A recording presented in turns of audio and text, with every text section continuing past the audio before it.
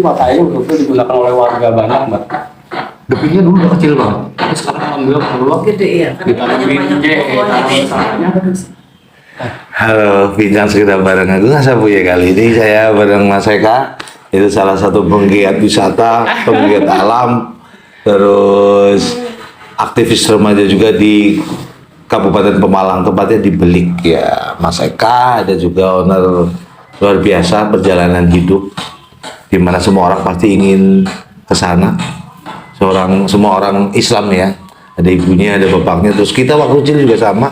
Tadi bercerita menaik hajikan ibu kita. Masih ingatkan dengan janji itu? Oke. Saya belum ada. Oke. Ya itu sih, Mbak, kalau kawan-kawan di kami itu memang apa ya, Mbak, ada kemauan besar buat berbuat sesuatu dengan semua keterbatasan. Karena secara basic itu kawan-kawan biasa aja, kawan-kawan artinya secara ekonomi, cuman punya kemauan dan niat yang kuat-kuat itu di sini kawan-kawan. Pembuatan kira baik Mas, pembuatan via Ferata awal mulanya seperti apa Mas? Awal mulanya kan dulu di sini gundul. Kawan-kawan kegiatan konservasi di sini. Karena nggak boleh sama pemilik tanahnya karena lahan produksi, akhirnya kami bersurat ke Perhutani untuk pengelolaan area sini. Setelah legal formalnya boleh, akhirnya kami tanami tanaman konservasi. Kemudian karena kawan-kawan di sini butuh makan nih, akhirnya coba yuk bikin wisata yang tidak merusak lingkungan. Akhirnya kami ngambil tebing, walaupun memang pasti ada tingkat kerusakannya, tapi kecil sekali. Akhirnya kami bikin via Ferata seperti itu, Mas Agung. Dan berprestasi dari Jawa Tengah ya, di Jawa Tengah salah satu. Enggak Jawa Tengah, Apa? nasional. Ya. Itu piagam ya. Apa sih piagam penghargaan? Waktu olahraga petualangan dan apa ya? Olahraga petualangan terfavorit. Kategorinya itu ya Mas. Ya. Bukan. Terus pencapaian yang membedakan dari tempat-tempat yang lain apa Mas? Di Asia kan baru ada 4. Oh. 5. Berarti di Kinabalu Malaysia, Jawa Barat di Purwakarta, Jawa Tengahnya di sini, Jawa Timurnya di Trenggalek, kemudian ini yang terbaru di Kalimantan, Bukit Kelam. Olahraga via Ferata ini. Sebetulnya olahraga sebetulnya. Oh gitu. Biasanya peminatnya dari siapa Mas? Kebanyakan orang kota, karena nggak mungkin orang gunung main di gunung. Iya. Mana terpenting Mas? Kalau kamu suka pantai, janganlah kamu bikin rumah di pantai. Nah, ya. Kalau itu sudah memiliki itu udah nggak ada nikmat ya. Tapi prosesnya yang penjualan itu ya. Berkunjung saja ya. Jadi berkunjung saja ke pantai. Bila kamu suka gunung, jangan pernah bikin kolam renang atau rumah di gunung gitu ya. Jadinya letak nyamannya, kecintaannya kurang karena kita memiliki itu manusia ya Mas. Menurut jadi gimana sih kalau orang seperti itu? Iya. Tapi kenapa ada orang gunung tapi suka di gunung? Beda pengharapannya kemungkinan, karena tidak semua orang nyaman di gunung, tidak semuanya punya kemauan untuk merubah sesuatu yang jelek jadi baik di gunung. Beda-beda Mas. Iyalah. Kalau menurut ini gimana ini tentang kesukaan kita ke dunia ya? Ada orang bilang janganlah, kalau kamu suka pantai jangan buat rumah di pantai. Gimana Mbak? Bu, mana sih? Justru kalau kita suka dengan sesuatu, pengennya berada di situ gitu. Tapi lama-lama kita nggak bisa nikmat. Seperti halnya kita pengen punya mobil ya. Di saat kita belum punya mobil, itu rasanya gimana loh? Dengan ekspektasi kita yang luar biasa, nanti kalau kita punya ya bisa saja ya Mas. Seperti itu. Itu dunia, makanya kejarlah akhirat. Kalau dunia semuanya itu hanya fata morgana Mbak. Jika kita mencari, senang nikmatnya di situ Mbak. Banyak orang yang bilang capek gitu ya. Kalau kita bilang itu Biasa aja. ya, begitu kita capek ya aja. Makanya impian kita harusnya akhirat. Karena Iya. kan itu mencapainya masih nanti. Gitu. Caranya Mbak. Caranya untuk mencapai akhirat itu mana? Salah satunya. Mati dulu. Iya mati dulu. Cuman matinya gimana gitu loh. Matinya itu maksudnya dalam kondisi matinya tuh mati yang baik. Dengan banyak membawa pahala kebaikan. Contohnya? Ya salah satunya yang dilakukan Mas Eka, Apa itu? memberikan manfaat untuk orang banyak. Ya ini termasuk tadi kan cerita mata air, masya Allah itu sedekah air luar biasa. Buat air mata. Air mata sesekali lah untuk meratapi dosa-dosa. Oke tuh, kenalan dulu Mbak. Ini Mbak Hanti datang dari Purwokerto. Itu ngapain di sini Mbak? Jalan-jalan. Jalan-jalan.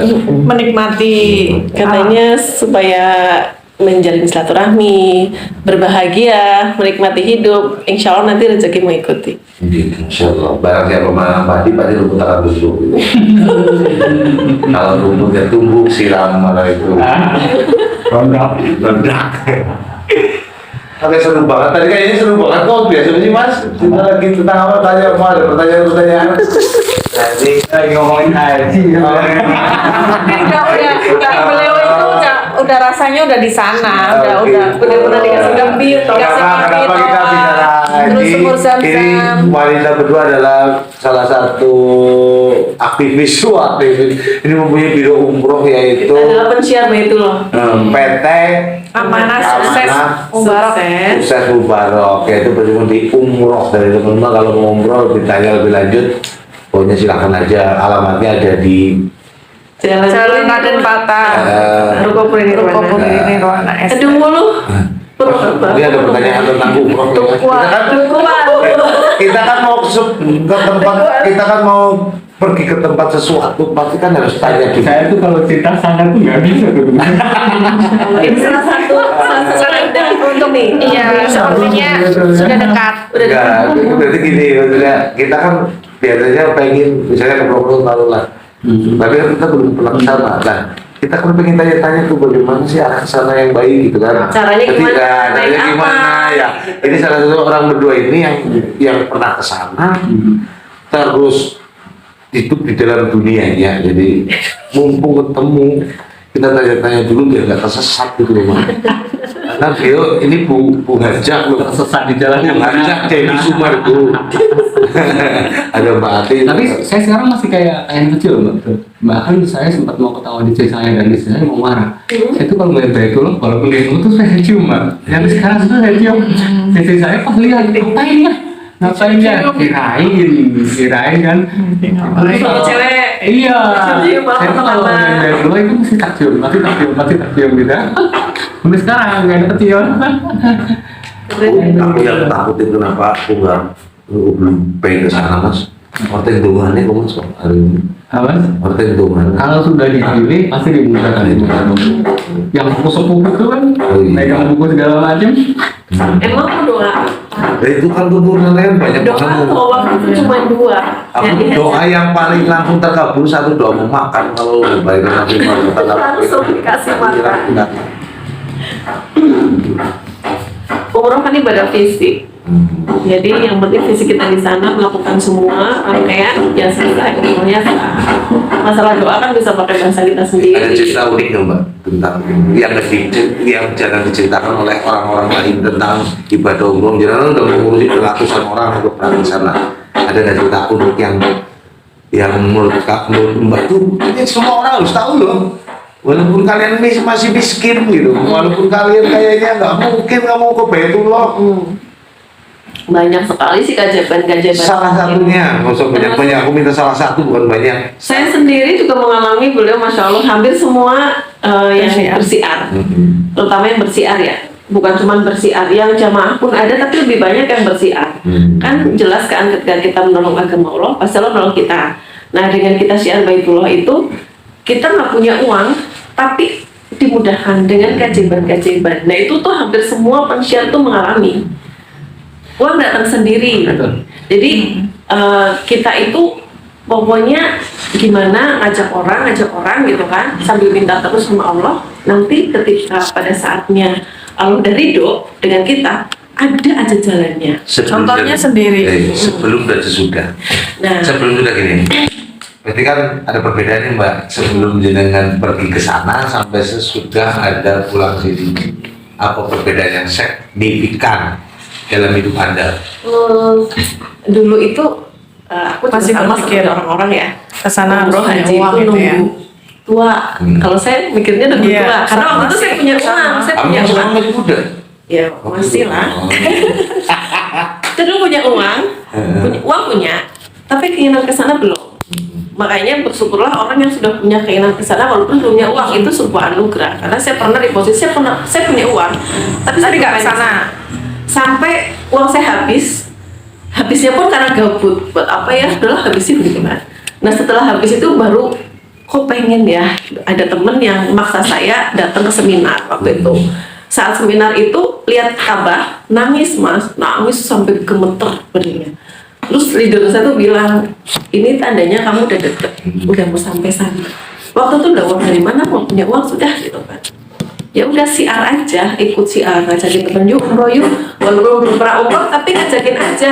Kamu udah berangkat belum? Makanya aku pengen berangkat bareng sama kamu, ayo berangkat bareng kayak gitu. Jadi berangkat di tahun berapa? Nah 2016. Itu keinginannya berapa tahun? Berapa bulan? Saya mulai kenal umroh itu 2015, jadi 4 bulan. 4 bulan dari saya mulai sadar seminar, itu 4 bulan. Itu bisa, itu pun keajaiban. Saya tuh waktu itu kurang 2 minggu, itu masih kurang 25 juta. Uang tinggal 30.000. Saya ke pasar lagi naik motor sama temen, saya bilang ya Allah, uang 30.000. Ditagih nih sama perusahaan kan, suruh pelunasan gitu. Udah, ya Allah, mau kayak udah buat mudah bagimu, membuat saya sampai ke Baitul. Allah mah kayak, udah tuh 30.000 saya kasih tukang becak. Udahlah, pulang juga ada makanan di rumah gitu.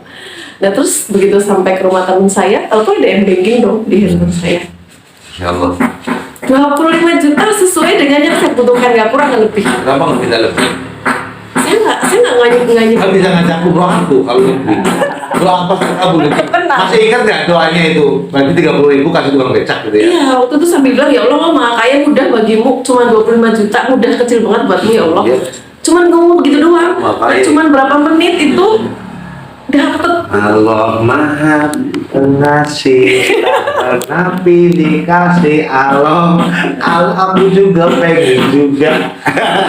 Ayo, siap gitu loh. Kalau cuma kalau bahas kita kan dulu gini, Mbak, mungkin saya Mas Agung itu kan punya track record yang kurang baik gitu. di matanya, Ya, kalau kita sekarang kan memang ada pengharapan doa itu memang biasanya kalau saya pribadi Mbak, saya baru mungkin 2-3 tahun ini saya kadang-kadang minta ya Allah saya minta duit gitu 2 tahunan Mbak. Karena dari dulu itu saya merasa lucu karena punya masalah yang jelek itu kadang-kadang mau minta malu. Padahal kan sebetulnya nggak boleh karena Allah punya segalanya kan. Tapi kadang-kadang masih malu gitu ya Bang. Nah, pantas nggak sih minta seperti ini dengan semua kesalahan yang pernah kita lakukan gitu. Akhirnya ini lagi mulai belajar. Ini baru pertama 2 tahun ini lah, baru pengen jadi orang kaya kali ya. Kalau jadi orang kaya itu kayaknya enak bantu orang gitu. Bantu orang. orang sombong itu ada dua, Mas. Satu, bila ada orang bilang Nabi Muhammad dia nggak bersolawat. Kedua, bila nggak berdoa sama Allah. Iya. Betul, gitu ya. Jadi kita jangan tergolong orang sombong. Betul. Masya Allah. Dulu tuh betul. Kita betul-betul nggak mau minta yang aneh-aneh kecuali Allah maafin saya. Nah itu kita nggak mau karena Sekarang kalau saya Mas, pernah minta karena maaf. kita nggak mau betul-betul malu gitu, betul-betul malu dengan semua kesalahan, walaupun kesalahannya ya seperti itu yang Iya, merusak diri sendiri. ya Menzolimi diri sendiri.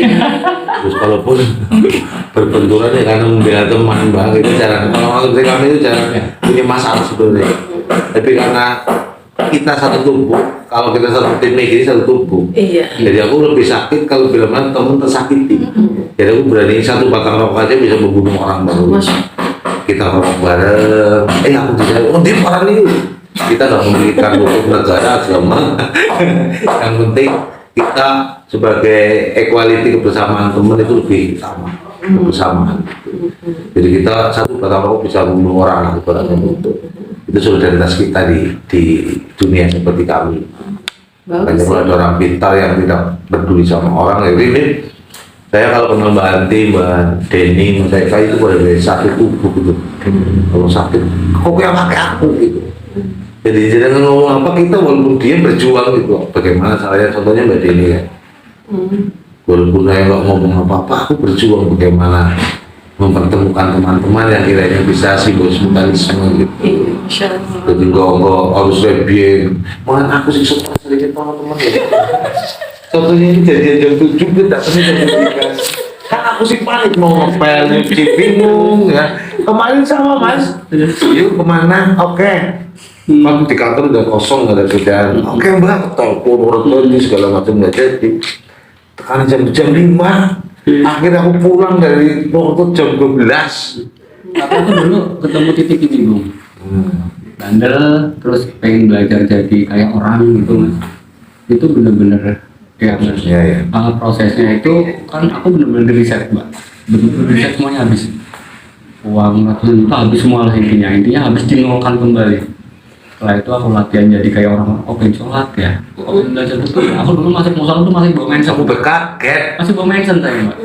Gara-gara itu ada kawan, abang angkat saya di jalanan nah. Oh saya masih tombang sampai nggak karuan, gondrong segala macam. Kak, ngopi di musola. Enggak bang. Masih bawa minuman, saya masih bawa mention. Enggak apa-apa, di luar aja nggak apa-apa. Tapi pernah Mas satu kenangan yang saya waktu gimbal diajak sholat dan aku mau. Aku izin loh kalau kayak gini gimbal sholat ke masjid. Yang kata Mas Eka, yang malu tuh mereka yang nggak gimbal tapi nggak sholat. Kayak gitu. Kalian ya.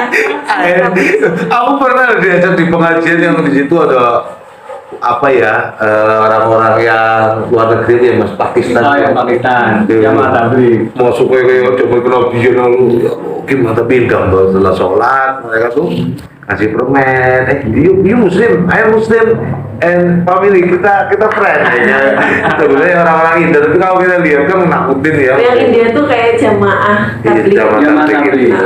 Yang dia tuh keliling mengembara. Iya, dari pintu ke pintu habisnya. Itu saya juga dulu kawan itu abang angkat saya itu jamaah tabligh juga Mbak. Masih teman tabligh diajak ke musola jangan nanti saya bilang bang saya masih bawa mention, mungkin masih bawa mention. Nggak apa-apa di luar aja, nggak apa-apa nggak usah masuk gitu di luar. Nanti kita ngobrol di luar. Saya masih coba sana lihat orang pada nangis di dalam ceritanya Mbak. Orang yang pakainya kayak gitu, jadi botol segala macam masih pada nangis ya gitu. Akhirnya saya diajak ke Purwokerto. Di Purwokerto itu yang di STM 75 di Tanjung. Nah yang di Tanjung di situ kan nakasnya di situ. Ternyata kirain saya udah paling bandel banget Mbak. Ternyata di sana ketemu orang-orang yang pakainya penuh sebadan. Lebih ya. Lebih. Ini yang orang yang lebih parah lagi dia mau begini. Akhirnya belajar lah di situ. Itu waktu itu memang betul-betul titik nol. Ada betul-betul di bawah itu banget. Tapi semua rezeki, semua kecukupan saya dikasihnya malah berlebihan sama Allah. Tapi yang bikin heran waktu itu saya udah nggak mau duit Mbak. Saya nggak mau duit, saya nggak mau apa-apa. Kerjaannya cuman pikir, saya duit itu nggak pernah habis di kantong Mbak. Jadi duit itu nggak tahu datangnya dari mana, duit ada aja Mbak. Tapi betul-betul saya nggak mau duit Mbak. Saya sampai dimarahin sama ibu saya kan, kamu mau jadi apa? Waktu belum nikah, kamu mau jadi apa? Kerjaannya kayak gitu terus. Tapi nyatanya duit nggak pernah habis. Waktu itu bagi duit itu kayak bagi apa aja, ada orang butuh nih kecil, tapi memang nggak pernah habis di kantong itu nggak pernah habis Mbak. Duit ada aja. Ada yang ngasih, orang-orang lama minjem duit pada dibalikin puluhan juta, padahal udahlah nggak bakal balik lah, duit pada datang. Di waktu itu udah mau nyasar juga, artinya memang saya dulu nggak mau sombongnya orang belajar pertama itu kan dulu sombong banget ya, anggap saya paling bener lah, saya nggak mau belajar sama orang, saya belajar sendiri aja pakai buku. Saya ngeliatnya orang-orang itu udah enggak lah, pokoknya saya belajar sendiri aja. Bahkan di satu titik itu betul-betul saya nggak usah ngapa-ngapain, saya bisa ngerti mbak lagi misalnya sekarang nih mbak lagi sedih, nung saya nggak punya apa ya penghasilan yang berlimpah misalnya segitu, saya bisa tahu artinya dulu kan saya bisa merasakan apa yang dirasakan oleh orang-orang di sekeliling saya. Saya hampir kesasar dengan sesuatu yang nakal, itu kan nggak ada dalam ajaran agama. Waktu itu saya meyakininya itu adalah agama. Saya dulu kan nggak pernah keluar masjid nggak dulu mas. Kita itu cuma kerjaannya sholat, nunggu waktu sholat lagi di masjid. Saya tinggal minta dulu di masjid itu, ya Allah pengen hafal ya Allah, saya dikasih hafal mbak. Dan itu real, saya makan hafal mbak. Kayak ceritanya Maryam. Ya, saya betul-betul udah nggak butuh apa-apa. Saya nggak mau bergaul dengan manusia, saya nggak mau butuh dengan orang. Buru-buru ngeliat nungsiu, buru-buru ngeliat perempuan mbak. Saya nggak mau, masih gigi sekali mbak. Apalagi kalau orang-orang yang nggak nutup aurat itu, waduh, bentuknya udah nggak kayak manusia mbak. Bahkan orang-orang yang nungsiu dalam tanda kutip nakal kelakuannya itu, saya lihatnya udah nggak kayak manusia, udah kayak lihat babi, udah kayak lihat ular gitu, mukanya udah kayak gitu mbak. Makanya saya tuh nggak mau ngeliat orang, saya nggak mau bergaul sama orang. Di satu titik saya ketemu yang saya anggap guru, dibilangin. Itu pertama kali saya ketemu sama Habib Lutfi itu di Habib Lutfi Pekalongan itu, saya di masjid itu duduk gini, saya nggak tahu beliau itu Habib Lutfi. Bisa pas ya. Saya dimarah-marahin dan saya ditunjuk-tunjuk. Saya nggak tahu beliau itu Habib Lutfi. Jadi orang jangan menganggap diri paling benar. Baru belajar sedikit, menganggap semuanya salah. Belajar lagi dari nol. Saya nggak tahu itu Habib Lutfi. Berdiri di depan gini. Ketika jamaah keluar, semuanya salaman. Saya nanya sama yang lain, ini siapa? Ini Habib Lutfi. Lari saya, Mbak. Betul-betul lari saya pulang ke rumah. Habis itu, udah kayak orang panas dingin, Mbak. Nggak, pokoknya harus belajar lagi. Akhirnya di titik itu mulai belajar lagi, padahal udah sempat belajar lama, Mbak. Terus habis itu dinolkan lagi, belajar lagi pelan-pelan. Akhirnya ya sekarang mau gini lagi, mau ketemu sama orang dulu nggak mau deh, Mbak. Oh dulu itu yang belajar pertama tuh ikut jamaah tabligh ya? Jamaah tabligh. Nah itu sebenarnya. Ya, di jamaah tabligh, habis itu di jamaah tabligh banyak tentangan dan hampir mau kesasar seperti itu.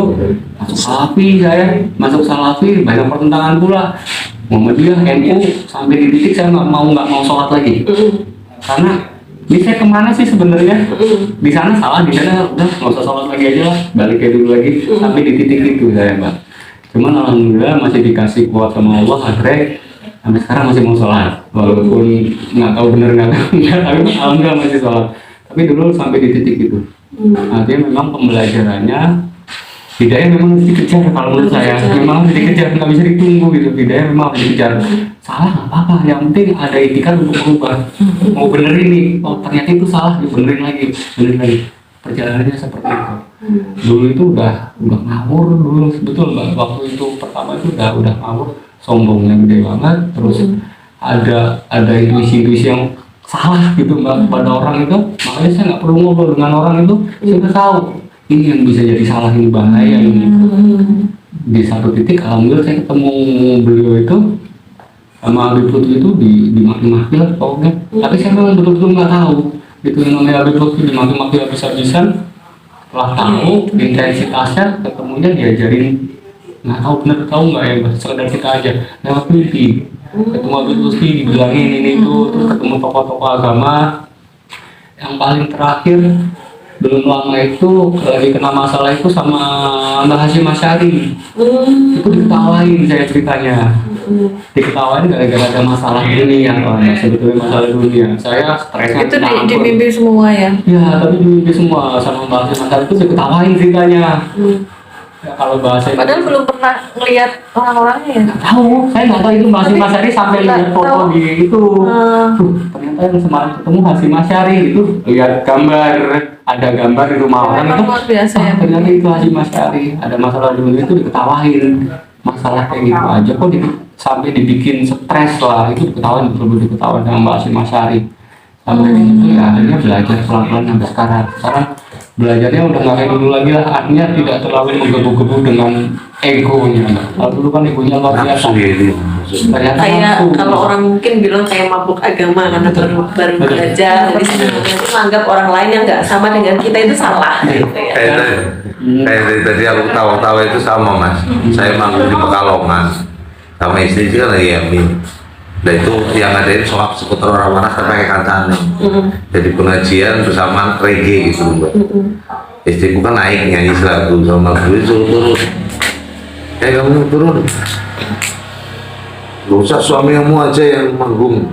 Dan cuman resep temen sih. Saya nggak tahu itu tokoh agama Pak. Padahal kalau mundur kan begitu kita mundur kan Habib Lutfi ngisi loh begini ceramah. Sopo hobi tapi saya nggak kenal itu Habib siapa itu nggak orang ngerti, saya nggak tahu tokoh agama gitu dulu.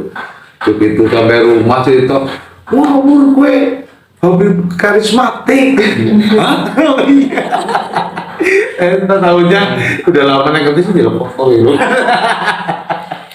Dan ketawa-tawa itu sama. Siapa ya? Aku nggak tahu itu begitu kita diundang manggung di Pekalongan. Waktu itu di bela desa. Manggung sama istri lagi hamil loh. Ada manggung itu turun istriku, kamu turun, kamu lagi hamil kan? Ya, ganti gitu. Ya, kita nggak tahu berangkai gitu. Terus aku di dalam hati, saya temen lagi asik kasih kan ya. Turun gitu loh. Habis aku turun terus biar suamimu aja ini. Terus aku nyanyi terus perampungan siapa ya itu ini beli banget ini udah boleh itu toko besar bro, saya nggak tahu itu dia tahunya menjalankan tugas sebagai seniman gitu.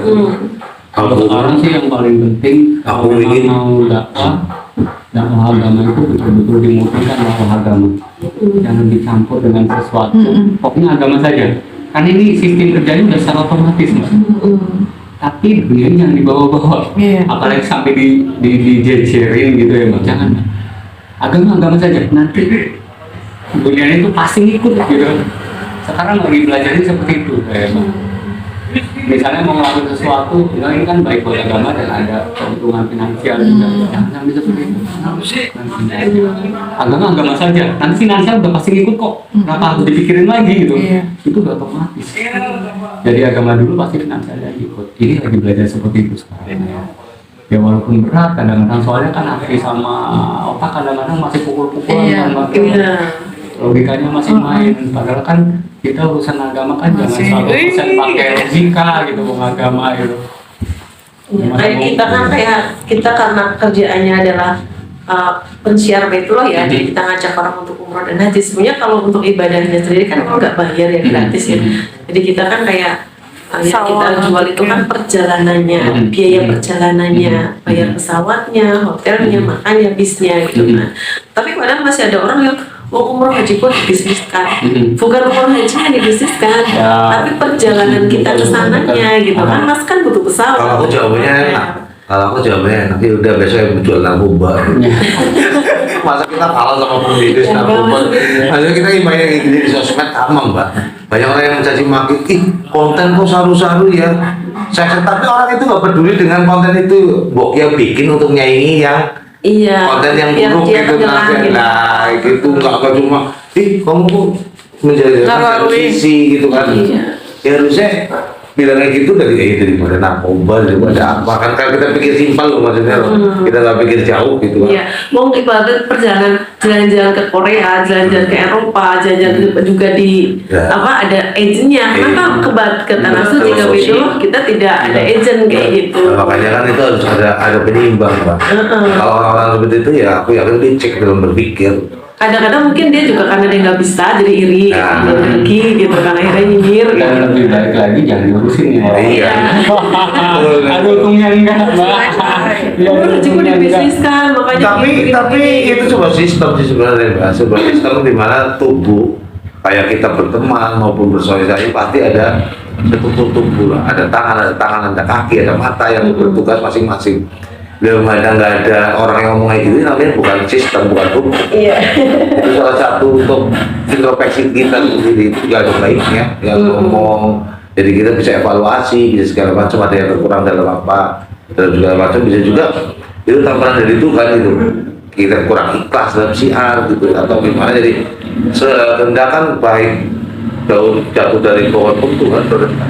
Kalau saya baik orang gila yang ngomong tentang aku segala macam saya ambil hikmahnya gitu Pak. Contoh saya pas lagi mabuk berat dulu sama tiba-tiba ada seorang mbak pakai kebaya jin tapi saya bilang jin saya dia cuma bilang gini urip kayak uripan nih gitu tuh Berarti mati. Mbak lo urip tapi embongan karena kehidupannya senang-senang terus saya sering kejadian gitu di Pantai Cemara Sewu sama aku di mobilnya mogok Jadi gue nu kaya Oh iya. memberikan sinyal. iya hujan gede loh mbak hujan gede mobil didorong mobil saya plok ada orang ketakutan mukanya terus ngawili tangan saya loh aku kan pegang setir mas aku pesen paling dulu mas siapa kan gini lagi itu siapa mas dulu nah kamu mau dimanapun terakhir lagu eling-eling gitu eling-eling siapa mati Bali maning gitu Oh iya, yang nah itu kan Jawa jadi kita sebenarnya kayak ditampar lah bahwa kita dimanapun jangan terlalu senang-senang gitu. Harus ingat tolong kamu mau pulang di mas lagu terakhir eling-eling beda sama gitu tuh utama di warung Obong itu dulu mbak Iya. tempat bahas nih rame gitu gue ada numpang duduk ya mas monggo pak mas dongan gue jangan langel dongan itu cepet ya mas bila Allah berkehendak nggak ada yang bisa menghalangimu, datangkan pelanggan untukku yang membuat bahagia hatiku. Bisa itu masa cerita Jawa gitu. Terus oh iya habis itu hilang. Saya waktu itu mulai kayak setiap dapat kayak gitu ya nggak beli loh Bang. Ngomong apa gitu. Tapi setelah berapa hari kita cermat, pendel dia ngomong apik banget. Banyak. Agensinya jalan sekarang. Kenapa? Jalan terus agensinya berarti. Iya, jalan. Kita masih setiap bulan memberangkatkan. Setiap bulan. Iya. Ini kemarin baru Berapa pulang kuota 40 biasanya? orang lah. Ini Enggak, mesti nanti mau kemarin Juli itu 40. Ini Agustus ada 100. Ya Mas. Agen. Sesuatu yang baik harus siap. Prosesnya seperti apa jangan dipikirin. Semuanya bareng-bareng lah mudah-mudahan Mas Eka dengan pertemuan silaturahmi ini Mbak Jomu Mbak rezeki bisa menjadi suatu yang baik buat kita semua. Nanti bikin barangkali saya boleh bantu. Kan saya banyak nih kawan-kawan kita yang guru-guru saya dan lain nanti kan saya nggak bisa cerita nih barangkali ada cerita segala macam nanti saya akan bantu semampu saya. Karena kalau urusin kayak gitu juga nggak pantas juga saya Mas Agung. Maka juga nantinya. Sama Mas. Misalnya. Kalau misalnya saya pantas, saya berangkat sendiri Mas, mencari finansial 5 dapat 1. Tapi kan saya nggak tahu jawabnya nanti segala macam. Penting saya pertemuan sama Mas Eka. Kalau otak saya bisnis saya datang sini aja Mas. Umroh kali. Ya lumayan belum dapat. Kita ikut bisa Mas. Karena bibir saya kan 1000 cara ya. Tempat teman aku dapat uang Mas banyak tapi nggak indah. Jadi makanya saya pengen menolong saja membantu teman-teman. Di situ bertemu ngobrol tentang kita punya apa. Kan yang diambil gini kan. Ketika kita nyampein ke orang saya saminar nih, yang ngasih duitnya. Orang ini berangkat, kita ada andil juga nih orang berangkat. Iya, jadi Kita itu aja ya Allah. Makanya, tapi kan gitu Mas, kalau ada pertanyaan-pertanyaan, tentunya kita harus bisa jawab. Iya. Makanya aku nggak kepikir ke situnya. Bagaimana dia bertemu sama teman-teman yang tentunya banyak peluang untuk mengajak maupun dia bisa naik. Jadi saya baca nih petanya. Umam, dia aktivis Islam dulu, Mas Eka sama dia banyak banget ketemu orang yang tadinya nggak ketemu orang, terus sekarang alhamdulillah nasnya, alhamdulillah lo tetap jalan, alhamdulillah jalan baik banget. Terus apalagi nanti ada tempat Jadi itu apa? Sekarang kan kebanyakan orang itu belum ke sana tuh karena ketakutan uangnya. Jadi bagaimana kita itu mengedukasi, kita memberikan motivasi kalau ke sana itu hanya butuh yakin, niat, dan kita khususin sama Allah gitu, selalu diucapkan besok tuh saya mau ke sana gitu, yuk bareng sama saya gitu, kayak gitu terus. Jadi ucapan itu ternyata doa itu setiap kali kita ucapan kita, ayo bareng saya yuk, mungkin di bulan April atau di bulan Januari 2026 gitu, ayo bareng saya di bulan ini gitu.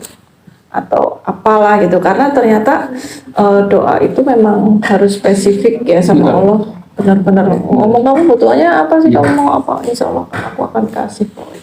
Ada cerita inspirasi juga tuh yang nyata banget tuh haji ya. Itu tuh ada di sebuah perumahan elit lah ya. Terus keluar itu ada tukang nasi uduk gitu ceritanya. Jadi itu tuh ada kotak. Si ibu itu punya kotak. Di kotak itu kita gambar Ka'bah. Setiap hari jualan itu dia masukin tuh 2.000 kayak gitu. Pada saat itu ada seorang perempuan yang dia istri seorang kaya lah, orang kaya tuh lihat gitu kan, terus penasaran. Nah, ibu kepengen haji apa gitu, kalau nabung segitu sih kapan sampainya, haji kan ratusan juta ya. Nah, akhirnya mungkin si ibu itu, kita kan ada ini ya Mas, kayak motivasi bahwa ke Baitullah itu yang penting kita itu mau ikhtiar menyisihkan berapa aja, mau berapa itu nggak usah dipikirin, yang penting ya Allah ini saya ikhtiar, saya mau ke Baitullah, saya cuma punya 2.000 masukin 2.000, 5.000 masukin 2.000, nanti Allah yang melunasi. Nggak usah mikirin lah, nggak usah mikirin sampai kapan, berapa tahun gitu. Singkat cerita si ibu ini pulang, si istri ini yang orang kaya itu pulang ke rumah, tiba-tiba ngajakin suaminya, Pak ayo kita haji. Nah kayak suaminya kan kaget, karena selama ini si istri itu kan sosialita yang nggak ada kepikiran ke sana lah gitu kan. Hidayah kan kita nggak tahu ya dari Allah gitu. Akhirnya saking senangnya gitu kan, haji mereka dan yang warung ini dihajikan. Jadi Allah melunasi lewat pembeli itu yang melihat dia masukin 2.000 ke kotak. Nah itu yang dimaksud. Dan itu tuh sering banget. Saya bercerita itu sering banget. Cuma kita itu banyak kan buang sayur yang keliling, gitu kan, buang sayur, ada tukang gado-gado. Saya pernah beli jamaah tuh tukang jual pisang. Setiap kali dia nanam pisangnya di kebun, kalau dia panen buang warung. Buangnya nggak diambil, dibaring di warung, nanti nabunglah di situ sampai akhirnya berangkat. Konsepnya seperti aku kan hadir teman-teman, dia itu proposal. Apa yang tadi saya petik dari pembicaraan Mbak Anti, aku pernah punya uang, tapi nggak tahu uangnya habis. Ya, kenapa? Jadi satu, Tuhan pasti akan percaya pada orang yang memang berusaha. Gitu ya. Salah satunya seperti itu. Seperti halnya kita ngajuin proposal ke salah satu, misalnya bupati lah. Kalau misalnya kita ngajuin proposal untuk misalnya membuat sebuah rumah gitu atau rumah ibadah, dari satu itu kan ACC Mbak gitu. Jadi kalau kita punya uang seberapa untuk apa, jadi kita konsep dulu. Dan kita ikhtiar, tapi kita konsep kalau aku punya uang segini untuk ini. Jadi suatu saat kita diberi rezeki sama Tuhan, nggak kaget. Nah kenapa sih ya? Aku uangnya gitu, kenapa nggak buat ini kan? Kita hidupnya nggak ada konsep. Kita dikasih rezeki Allah tuh apa ya? Jadi kita ya sembari untuk ikhtiar seperti itu gitu. Nanti kalau uang 100 ribu untuk apa, untuk sedekah. Nanti kalau uang 1 juta untuk apa, kan tiba-tiba rezeki karena kita nggak tahu Bang.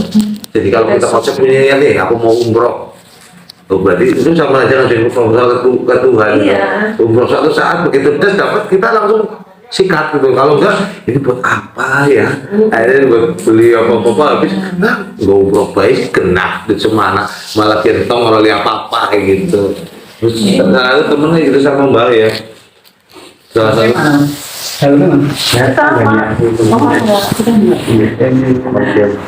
Kayak Mas itu pernah dimimpiin tuh Mas, mimpiin jam itu jadi ingat ceritanya itu yang tunanetra itu loh, yang tukang pijat tunanetra. Iya, sama itu juga Pak Yahya kan udah pernah.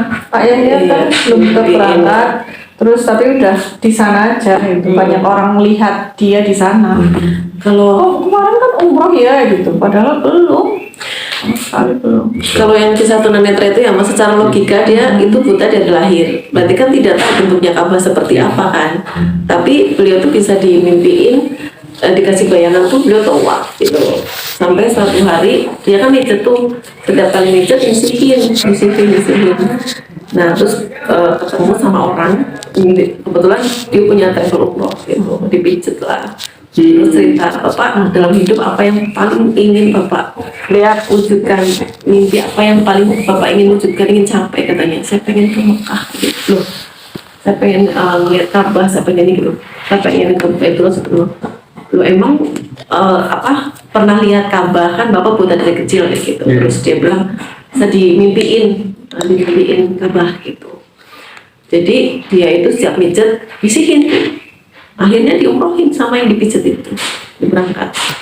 Ya Allah kirim orang yang pijat itu ke rumahnya beliau kan, itu Allah yang menggerakkan gitu. Intinya kayak tadi saya bilang pertama kali Mas Eka ada keinginan itu sudah luar biasa, karena banyak orang luar sana. Apalagi udah kayak ngerasa udah di sana ya. Gitu. Bagi lihat Ka'bah sampai dicium-cium gitu kan, sampai Insya Allah lah Mas, Insya Allah yakin pasti akan segera sampai ke sana. Nah, karena mungkin kalau Mas Eka sekarang punya uang banyak kan bisa aja langsung daftar berangkat gitu. Kalau misalnya dalam saat ini kita dalam kondisi keterbatasan keuangan, itu caranya rayu Allah dengan kita siarkan agama Allah gitu kan, kita ajakin banyak-banyak orang ke Baitullah, dan juga ikhtiar buminya kita sisihkan sebagian dari rezeki kita ya tadi, walaupun cuma 2.000, 5.000, 10.000 masukin kotak, ya Allah dituliskan gitu. Engkau yang akan mencukupi ini ikhtiar hamba, tapi aku yakin kau akan melunasi ini semua. Udah masukin. Makanya kita kadang ke jamaah juga suka kalau ngisi-ngisi senar gitu ya. Entah itu bikin paspor dulu. Ya bikin paspor yuk gitu. Karena ada juga kejadian kayak gini. Teman saya baru ngalami kemarin. Teman saya nggak punya uang sama saya. Nggak punya, ibaratnya jutaan aja nggak punya gitu kan. Tapi beliau itu suka ngurusin orang umroh gitu, bantu bikin paspor, pokoknya ngurusin lah. Nah pada suatu hari itu temennya itu yang punya travel ceritanya pesen pesawat tapi kurang seatnya, misalnya pesen 20 tapi kurang 3 gitu kan. Nah kan otomatis harus masukin nama nih, daripada sayang hangus itu kan. Akhirnya nama teman saya masuk loh, dia cuma bayar 200.000 apa itu loh. Itu karena dia punya paspor. Pada saat itu kalau dia nggak punya paspor kan nggak bisa kan, untuk masukin nama ke list itu kan harus ada paspor kan. Nah teman saya tuh nyari yang punya paspor siapa nih gitu, yang punya paspor. Kebetulan teman saya punya paspor, jadilah masuk dan itu ke bawah. Itu baru kemarin, belum lama, masih seger banget lihat testimoninya. Dia tuh cuma bayar 200.000 berangkat umroh. Ya, segitu dulu ya. Nah, tambahin 100 saya berangkat. Jangan 100 nggak apa-apa kok. Pokoknya kita berlanjut lah. Cerita-cerita ini tuh gak ada habisnya, keren, seneng ya. Mudah-mudahan kita bisa review orang-orang yang langsung, ini jangan cuma dari mulutnya Mbak Anti, tapi mudah-mudahan kita besok bisa langsung ke orang-orang itu, kita review keajaiban-keajaiban. Kalau kita dekat sama Allah, dekat sama Mas Eka aja, kita bisa ngopi. Dekat sama Allah, kita pasti diberi pohon kopi. Terima kasih. Assalamualaikum warahmatullahi wabarakatuh.